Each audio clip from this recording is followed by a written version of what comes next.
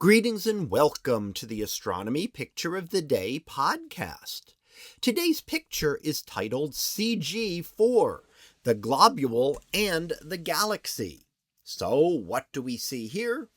Well, here we see a galaxy off to the left, and it may look like it is about to be consumed by a giant space creature approaching it from the right-hand side.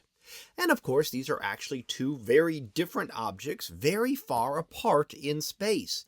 They just happen to look close together on the sky.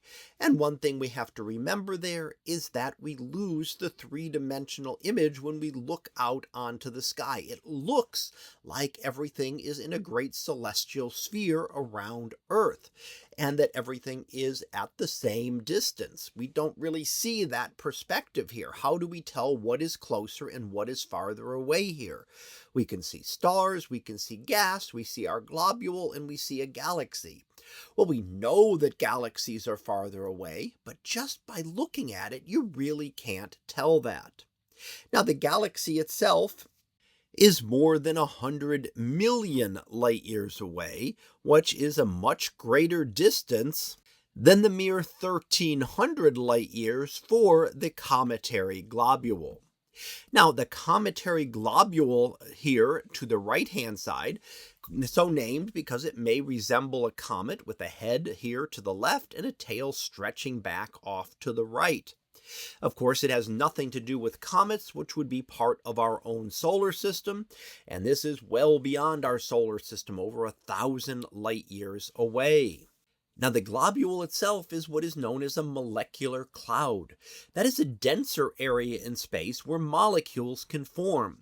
Normally out in space, you don't form molecules, atoms combining together. And that's because space is filled with high-energy particles. Particles themselves, light, things that will rip molecules apart. So they won't last for a very long time if they form, unless they're shielded. So forming within something like this, where material is denser, then shields that from the external energy and allows molecules, and in fact, in some cases, very large, complex molecules, to start to form. And we can see some of those when we study molecular clouds like this in, say, the radio part of the spectrum, which is where a lot of molecules will emit their energy. That allows us to detect various complex molecules in regions such as this. Also within those dense knots, stars begin to form. As denser areas form and molecules form, more and more material will start to clump together, and the densest knots here are likely in the process of beginning to form stars. So here we see a galaxy that appears as though it's going to be eaten, even though it isn't, by a cometary globule, which really isn't a comet in any sense, but a molecular cloud and star-forming region. So that was our picture of the day, titled CG4, the Globule and the Galaxy.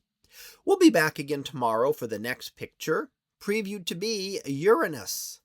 So we'll see what that is about tomorrow. And until then, have a great day, everyone, and I will see you in class.